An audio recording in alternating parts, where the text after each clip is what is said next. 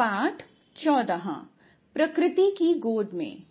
अपने राष्ट्रपति काल के दौरान माननीय रामनाथ कोविंद जी ने सन 2018 में मई माह के अंतिम सप्ताह में शिमला के मशोबरा में कुछ दिन बिताए थे। वहां प्रकृति के सानिध्य में उन्हें जो अनुभव हुआ था उन्हीं की जुबानी सुने। आज सुबह जल्दी उठकर मैं अपने पोते और पोती के साथ सुबह की सैर के लिए 5 बजे शिमला जल ग्रहण क्षेत्र और वन्य जीव अभयारण्य की ओर निकल पड़ा। मैं पिछले 5 दिनों से मशोबरा में ठहरा हुआ हूँ और यह अभयारण्य मशोबरा से बाहर निकलते ही सामने पड़ता है। शिमला पक्षी विहार शहर से बहुत नजदीक है, लेकिन शहर के शोरगुल से बहुत दूर भी है। इसकी परिकल्पना एक वन के रूप में की गई थी। सोचा गया था कि यहाँ पर ढेर सारे फूल पौधे होंगे और शिमला के लिए एक बड़ा जल स्रोत तैयार हो सकेगा। यहाँ आकर मैं प्रकृति की शोभा देखकर मंत्रमुग्ध रह गया। मैंने यहाँ छिपकर चिड़ियों को देखा, उनकी जादुई आवाजें सुनी, छोटे छोटे लुभावने जीव जंतुओं की प्राकृतिक सुंदरता और चहुं ओर हरियाली देखी।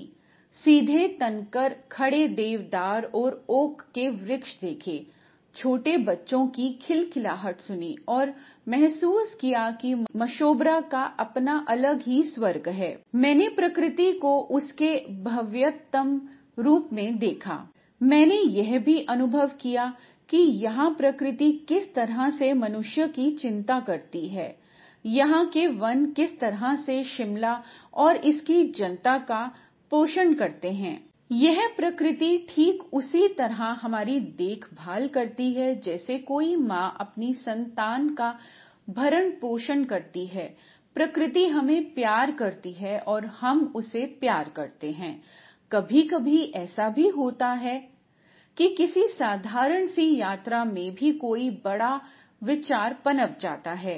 यहाँ आकर अनेक विचार मेरे मन में आए। मैंने सोचा कि यह धरती माँ कितनी अच्छी तरह से हमारा पोषण करती है, लेकिन हम इसके पोषण के लिए क्या करते हैं? हम इसके लिए क्या कर सकते हैं? अगर हमें यह सुनिश्चित करना है कि यह प्रकृति एक संसाधन के रूप में, स्रोत के रूप में, मित्र के रूप में हमारी आने वाली पीढ़ियों को उपलब्ध रहे, तो इसके लिए हमें क्या करना चाहिए?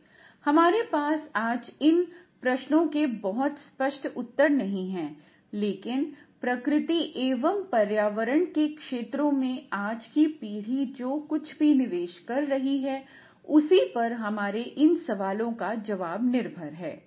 हम लोग ही यह तय करेंगे कि अगले 25 से 50 वर्षों में इस भारत का निर्माण करने वाले लोगों के पास कैसी ताकत होगी, कैसी क्षमता होगी। हम लोग ही यह तय करेंगे कि हजारों हजार वर्षों से जो नदियां, जो पहाड़ और जो जंगल हमें इस प्रकृति ने अपनी पूरी भव्यता में उपलब्ध कराए हैं, वही नदियां, वही पहाड़ और जंगल क्या हमारी आने वाली पीढ़ियों के लिए इसी भव्य रूप में उपलब्ध रह पाएंगे? हमने बहुत तरक्की की है, अनेक उपलब्धियां प्राप्त की हैं, लेकिन अभी बहुत कुछ ऐसा है जो प्राप्त किया जाना बाकी है। जैसे जैसे कोई समाज विकसित होता है, वैसे वैसे उसके लक्ष्य भी सटीक और संक्षिप्त होते जाते हैं, निश्चित होते जाते हैं। हिमाचल प्रदेश में यह गौरव का भाव मौजूद है कि यहाँ के बच्चों को स्कूल तक पहुँचाने के संदर्भ में महत्वपूर्ण प्रगति हुई है।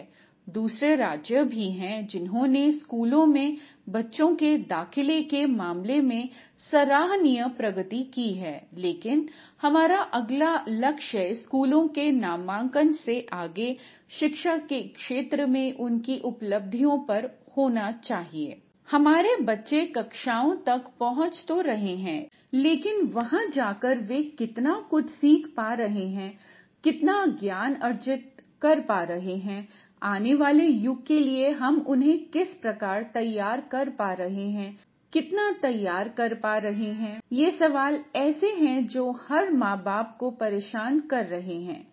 इसी प्रकार से अगर सोचें तो जिस प्रकार से स्कूलों का प्रसार स्थान स्थान पर हो गया है, क्या स्वास्थ्य सुविधाएं भी इसी प्रकार से आधारभूत सुविधा के रूप में अपनी जनता को उपलब्ध नहीं कराई जानी चाहिए? ये मुद्दे समाधान चाहते हैं। हर भारतीय के लिए हमें इन मुद्दों से जूझना होगा और ऐसा करते हुए क्षेत्र के आधार पर, धर्म के आधार पर किसी प्रकार के भेदभाव को पास फटकने नहीं देना है। ये सुविधाएं सबको देनी होंगी, चाहे हमारे किसान भाई बहन हो या फिर औद्योगिक नगर, सबको ये सुविधाएं समान रूप से उपलब्ध करानी होंगी। जिस प्रकृति के आगोश में मैं आज गया था, वहाँ एक दूसरे के साथ कोई भेदभाव नहीं किया जाता। यहाँ पर जल सभी के लिए उपलब्ध है, यहाँ के पेड़ सभी को छाया देते हैं, यहाँ की साफ हवा सभी को पोषण देती है। भाईचारा और करुणा तो मानव प्रकृति के स्वभाव में ही है। यहाँ पर भी प्रकृति हमें एक संदेश देती है, जो कुछ भी हम एक समाज के रूप में करते हैं, वह सब करते हुए हमें उसी करुणा को, भाईचारे को, मानवीयता को और परस्पर गरिमा को, सम्मान के भाव को अपनी आशाओं में और भारत के प्रति अपने सपनों में शामिल करना होगा। इस सब के मूल में मेल मिलाप की भावना है, सबको एक सूत्र में पिरोने वाली भावना है। प्रकृति हमें एक दूसरे पर निर्भरता सिखाती है। मधुमक्खी को पोषण फूलों से मिलता है, जल सभी जीवों की प्यास बुझाता है और वृक्ष पक्षियों और जीव जंतुओं का स्वागत वहां पसार कर करते हैं।